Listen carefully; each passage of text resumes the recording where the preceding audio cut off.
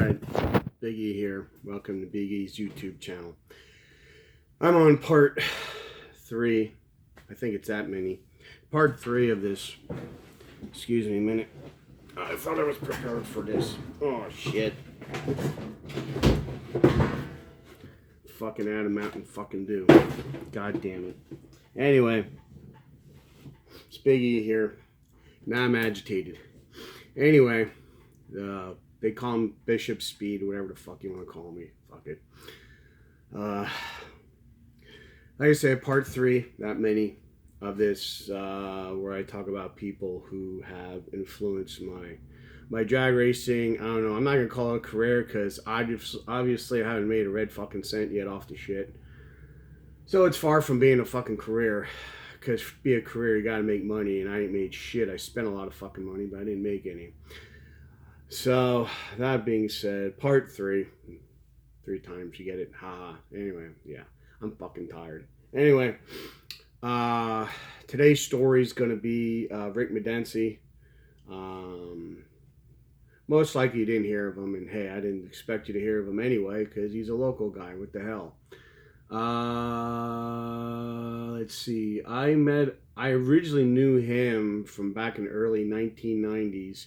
I know probably most of you probably watching this probably weren't even an itch in your daddy's pants back in 1990, but fucking I was roaming the streets free and I wasn't on meds. So it was him and another guy it was called Top Speed Performance Center. That's where I first met Rick Medence. He was the co-owner. Him and this Jim Yakovich. He was big. He was a big gym guy. Went to the gym, worked out. Basically, his arms were as big as both of my legs put together. Dude was big, funny as shit, nicest guy ever wanted me. He used to drag race. 5.0 Mustangs were big back then. The Fox body, 5.0 deal. So he was big into racing those. Rick originally got his start in drag racing for Team Suzuki. He was a team rider with the Flying Fuzz, who was a South Whitehall cop. So they both rode for Suzuki. They were team riders. So they were doing that gig for a while. And Rick himself told me a story about a guy. This is over at Island Dragway where we used to run all the time. And some guy they were running motorcycles. And I guess this guy at the top end got handlebar slapped. I didn't even know what it was. What it is when you're riding your motorcycle, the handlebars start going like this. But really like 100 times faster than I just fucking showed you. And obviously because he's going 100 some freaking mile an hour. And I guess he tried to lock his elbows to gain control of the bike. And in doing so, somehow the bike catapulted him off the bike. So I guess the dude flew over like head over the handlebars, and he put his hands out like this to stop on the ground. And I guess what Rick had told me was he slid so fast and so long that his fingers were ground down to here. Like this whole finger gone. Just basically he had a paddle of knuckles is basically what he had left. So the guy naturally, I guess he was alive, but he went into shock almost instantly. And all of a sudden, they hear the next pair of cars doing the burnouts. And this guy, he's down. If you've ever been Island Dragway, probably you haven't. Most people haven't. But anyway, there's a spot in the shutdown area where it's level and starts going down into a dip. This guy was laying down in this dip where they couldn't see. So I guess there was some large unit heifer. She was eating a sandwich or some shit. She was supposed to be watching this and wasn't.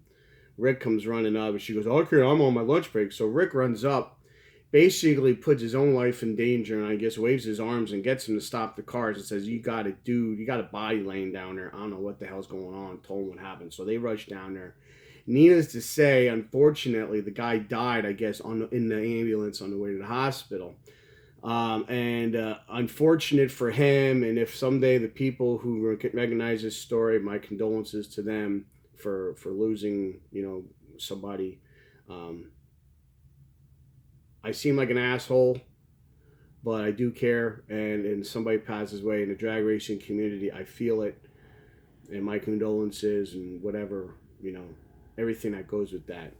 I didn't know the person. I just heard the story, so that's how I'm expressing this. Um, so it was supposedly that was the accident that Rick decided that he basically got out of his deal with Suzuki, and I guess how was it now? Did they? I don't know if they paid him or what was left on his contract or how the hell that all happened. But anyway, he used that money. He must have, because he used the money to start up Top Speed Performance Centers, and he also bought a S&W short wheelbase super comp dragster, which, from what I can tell, there was only 3 that S&W built because they were too expensive to build and they weren't making any money. And plus, it was a hardtail. Basically, his dragster was here's the deal. So it had V's that were welded in. Like, you have your 2 or 3 main rails on a digger, on a dragster, that run the whole length of the car. Well, they had these V's that were welded up that between each bar. So in other words, the V, and here's the top, here's the bar on top of the V, another V in the next bar. That's how this car was built. So basically, the whole car was a suspension. What the idea was that these 3 bars would slide on these V's, and that's what would provide the car, the chassis, and for it to get the bite that it needed to go down the track. Let me move this light. Probably guys can't see shit anyway. The lighting is terrible in here. I'm sorry. Anyway, yeah, that's so much better. So anyway, they only built 3 of these cars, and they were super, super deadly consistent. And they worked really, really well. But from my understanding, what he told me is they were too expensive to build. So supposedly there was 3 that he knew of. It was his. At that time, we're talking 2004. There was a car in California, and the third one was basically send to hell in a ball, fiery ball, whatever, basically scrapped. So basically, he had one of the survivors, if there's only 2. So anyway, so that was the story with his car, and that's what he ran. He ran and it was a cool car. It was candy apple red with a tangerine, and then he had, I think it was like some kind of hot purple or something graphics. I know it sounds like Flit Boy shit, but it fucking looked awesome. It was the car caught your eye. It was short wheelbase. It was only a 215-inch. He had a 492 cubic inch big block Chevy, all polished aluminum. He had the old school injection, which had the stacks, the Hilborn stacks, but they were all level. Like, I think Hilborns are small, tall.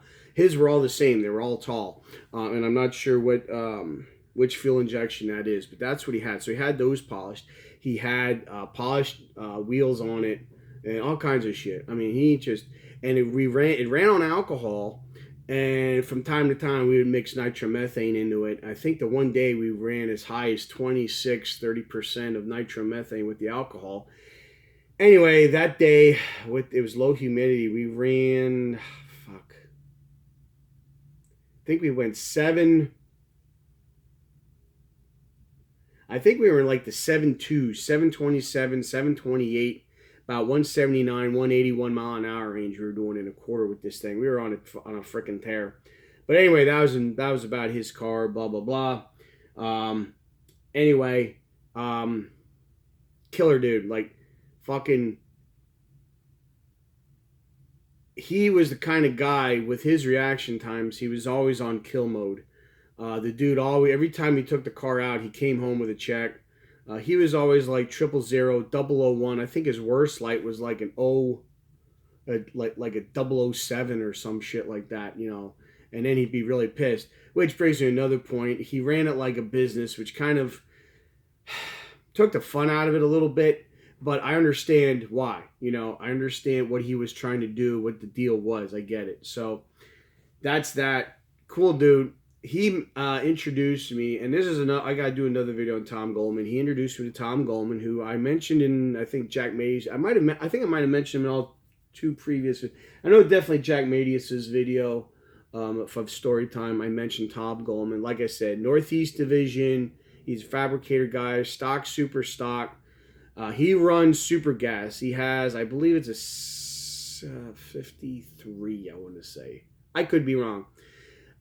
Tube chassis, roadster, Corvette, like 50s Corvette, red and white. I think his number is super gas 1500. I think is his number. But check him out if you. I know there's videos out there. The dude's good.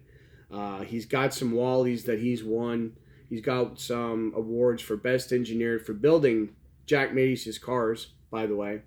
And so anyway, Rick had introduced me to Tom. And that's how the turd came into existence, was because Tom helped me out with that and taught me a lot of stuff that to this day I still try to remember and use, and just having the memory banks. And Rick Medence, unfortunately lost touch with him. I was in the middle of an engine build. He does great head work. He was going to do cylinder heads for the turd. His father passed away, I believe, some questionable shit at the hospital with the medications they were giving him or something, whatever. And I lost touch with him. And that's kind of where we're at with that.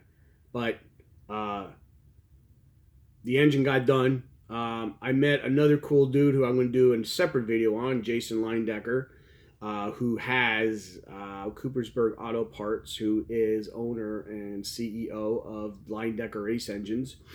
And another good dude. He's a little younger, which puts me at ease because at least there's somebody who's a little younger than these guys. 'Cause these guys are pushing 65, 70 years old, some of them. You know, they're getting up there. They get a cough, I get nervous.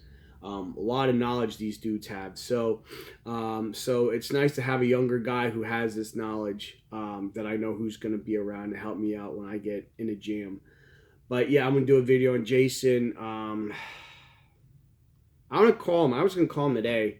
And I got so busy with the freaking Rugrats acting up and just not listening and giving me a hard time, and the wife, that I didn't get a chance. I was going to call him.